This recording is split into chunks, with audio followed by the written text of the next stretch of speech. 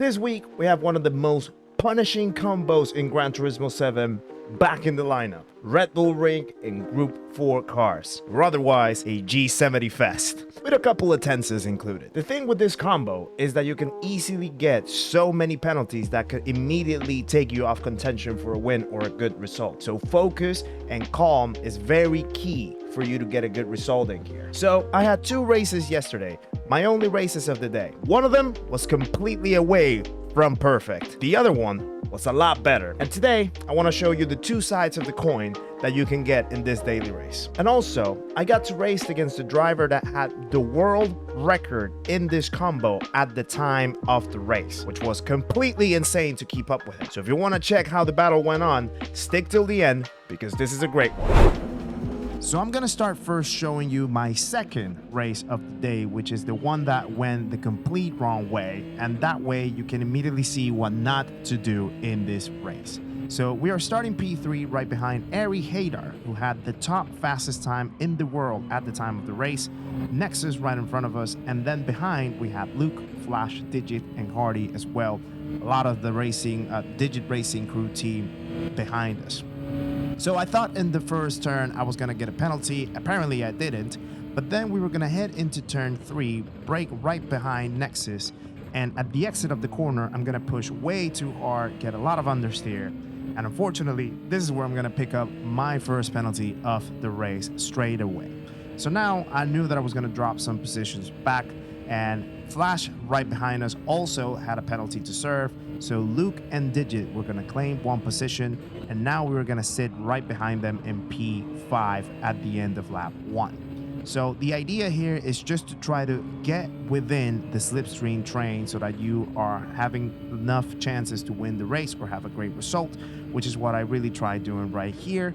So right now, going back into turn 3 for lap 2, Hardy right behind, I think he gets a little bump from behind, and that puts him into Flash's rear quarter, and that's why they actually get slowed down at the exit of turn 3, which gives us a little bit of a gap behind, but we are keeping our eyes up front so that we can stick over with Digit. Speeding up the end of lap 2, jumping into lap 3, Digit goes side by side with Nexus, ends up backing off, and now we're heading into turn 3 for the 3rd time. I see that Digit opens up, and I decide to sneak under his slipstream to see if I have enough of a push, also with Flash's help, so we can make a move on Nexus. Unfortunately, I decide to break up a little bit earlier because I didn't want to cause an incident right up front, which compromises my exit, and now Nexus is still ahead of us at this time. The Atenza seems to have a little bit more speed in some sections. I have not yet figured out the Atenza myself, that's why I jumped into the G70, so I don't get enough of an overspeed to keep side by side with Nexus into turn 4, so we had to concede that battle and sneak back again into P5. Let's jump all the way up into lap 6 now, where I'm gonna take another exit into turn 1, a little bouncy with the jelly suspension as some people may call it.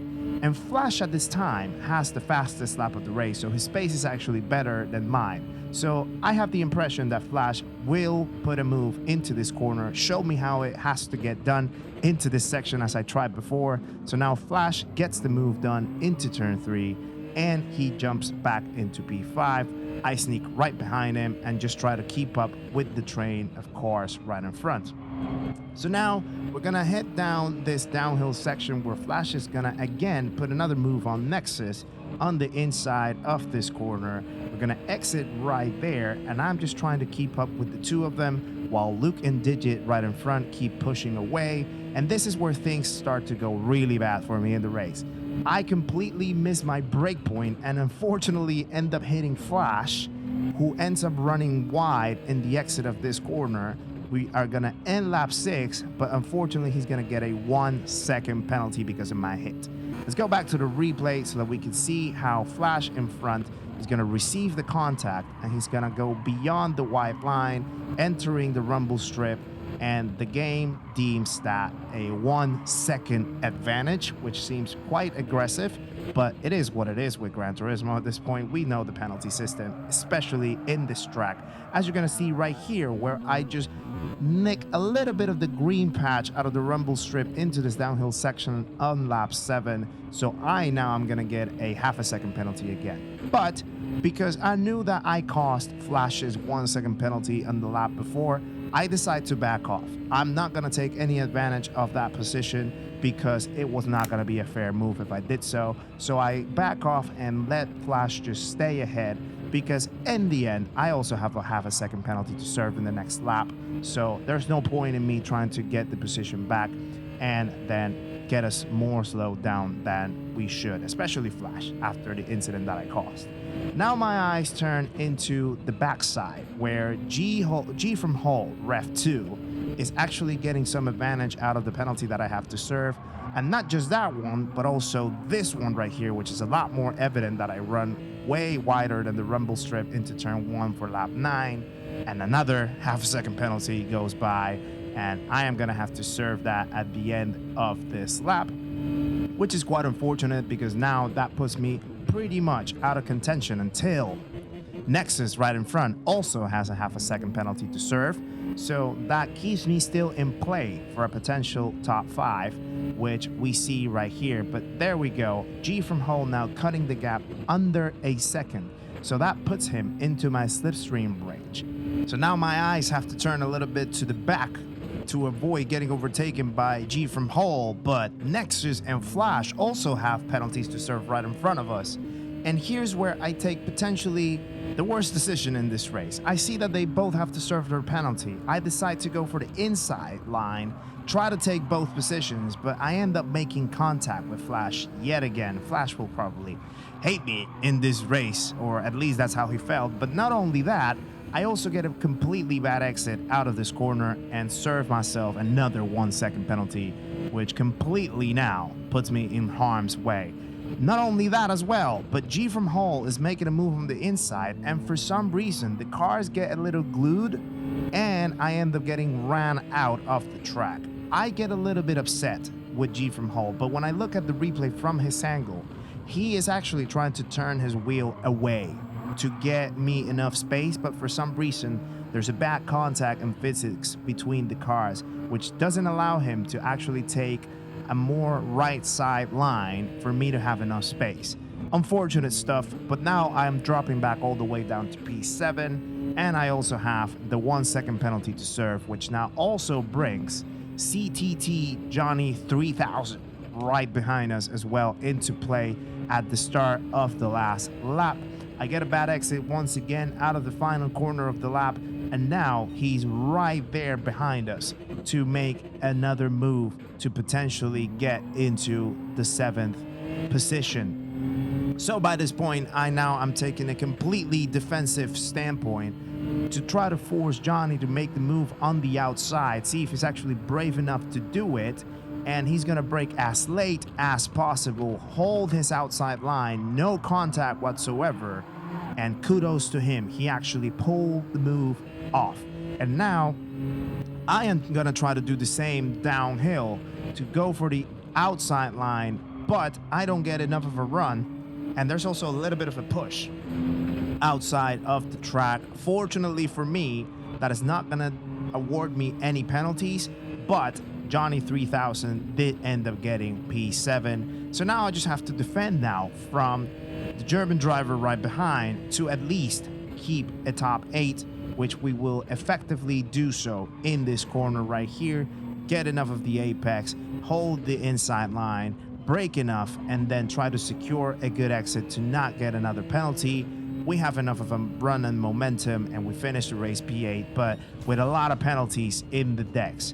So now let's see how things can do a lot better when you don't get these types of mistakes. So in this case, I'm starting P2 now, right behind Haydar, who again, fastest time in the world at the time of this race. Luke once again behind us, Flash and Digit as well in the top 5. So there's a little bit of a bouncy exit on turn 1, but we keep the momentum. Luke actually helped us with a little bit of a push to get us close to Ari right in front of us. And thankfully this time, no penalties awarded on the exit of turn 3. Now, bad corner down the downhill. We open a little bit too much and way away from the apex. However, we don't lose that much time. And look at that time, 1:11.111 for sector 2. So pleasant to see. Quite pleasing, to be fair. So now we're gonna head up into lap 2, going once again into turn 1. Almost very close hater with the penalty right there, almost about to kiss that green patch away from the rumble strip. We're gonna get a little tap from Luke right behind, but nothing too concerning. We stop the car down, we keep it in bounds, and we keep going with the momentum. We're still right at arm's reach from Ari right in front of us. We are keeping the pace, and bear in mind, this was actually the first race that I did in the day. So, surprisingly so, I was having enough pace to keep myself in P2, keep myself right at pace with the top guy in the world, setting a purple sector 1 at the start of lap 3, and maintaining the chances of potentially getting a win at very best. So now we hug the apex a little bit better into the downhill corner into lap 3. We're gonna get another purple sector 2, setting a very fast time right here. And we're gonna finish the lap with a very good surprise because Ari is gonna run wide into this corner. I cast the penalty spell right into his car and he gets a half a second penalty, while we also set very momentarily the fastest lap in the race because immediately it gets taken away by a digit right behind. So we're now going to claim the lead of the race into lap 4, until I actually botched that corner pretty much. So I'm going to lose a lot of speed right there. But Ari right behind is going to try to work with us at least for one corner at the end of lap 4, entering lap 5. He flashes the headlights, gives us a push.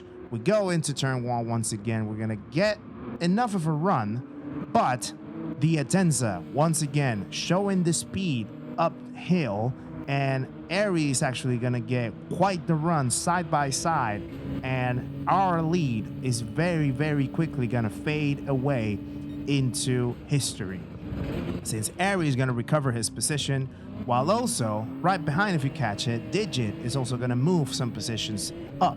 So now Digit's P3, and we're gonna just skim through very quickly on lap 6 so that we can show how well we were actually keeping up with Ari right in front. For a whole lap, he did not disappear into existence. And granted, there's a lot of the help with the slipstream, but also entries and exits out of corners are very important to keep that momentum going. And here's where a very weird situation is gonna happen. We're gonna go into lap 7, turn 1 once again, and Digit is going to have a lag spike, which is going to make him go completely past us in a ghost mode and fly all the way into the very deep end of that straight line. And when we look at the replay, it looks like he actually bumped us, and then Flash ends up pushing him from behind. But in his stream, this actually did not happen that way. In fact, from Digit's point of view, he never hit me. So yeah, very bad server lag spike from Gran Turismo, once again showing up how bad the servers have been lately, and we would definitely appreciate something done about it. However, what that causes now is that Ari is going to be 1 second away from us, which takes him away from our slipstream. Flash has a penalty to serve, and now I have to push if I want to recover the gap that I had with Ari at the start of this race, which is a lot easier said than done because we're talking about the fastest guy in the world right here at the point in time. So how was I gonna make that happen? I had no clue. And almost at this point in my mind, I thought this is almost done, even though if I get help from Luke or Flash right behind us, I don't think I'm gonna be able to catch up until a half a second penalty right in front from Ari is going to put us back into the hopeful stages of this race to potentially get a win. He's going to serve that penalty. We're going to get him right back into reach now within half a second pretty much to keep on going for the last 3 laps of this race. which for the most part was pretty much a train of cars going around. But this is where it's very key to keep yourself away from having penalties and from having big mistakes that push you back up the grid, or down the grid, if you want to put it that way. So far in this point in my race, I had absolutely no penalties or no big mistakes to be worried about until we go into lap 11, and we're going to give Ari a little push, a little tap up the hill into turn 3. Once again, purple sector 1. We're going to brake early enough. We're going to push out of the corner. We're going to keep ourselves within the track limits. And now, end of lap 11, entering the last lap of the race. And we're going to try to make a push now. See if we can actually threaten the fastest guy so far in this day. Ari Haydar right in front of us. Luke right behind. We're following that train of cars. And at this point, I was completely determined. This was the time to make a move. I open up into the inside line to the right side of his car. I don't brake late enough. And he actually gets a good run out of the outside line of this corner.